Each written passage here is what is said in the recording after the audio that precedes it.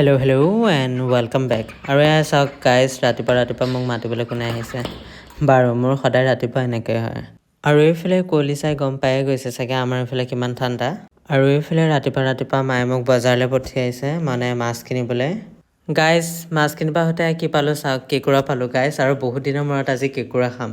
আৰু এইফালে ঘৰত আহি দেখিছে যে খেজুৰৰ ৰস উলিয়াবৰ কাৰণে খেজুৰ গছ কাটি আছে। আৰু এই কোনফালে ঘৰত আহি বিচনাত কণী পাৰিলে গমেই নাপালোঁ, বিচনাখনকে পালে। আৰু এইফালে মায়ে মাছ বাচি আছে, আৰু এইফালে এয়া কেঁকুৰা বাচিব এতিয়া। আৰু গাইজ এয়া চাওকচোন, এটা কেঁকুৰা ক'ত গ'ল।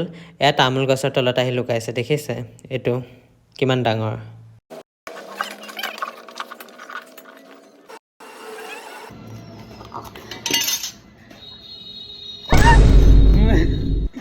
দাদা কেঁকুৰা ৰেডি হৈ গ'ল। বাৰু বৰ ভোক লাগিছে। আৰু আপোনালোকে কেতিয়াবা কেঁকুৰা খাই পাইছেনে নাই কমেণ্ট কৰি জনাবচোন। আৰু আজিলৈ আহিছোঁ, ফ'ল' কৰিব নাপাহৰিব দেই।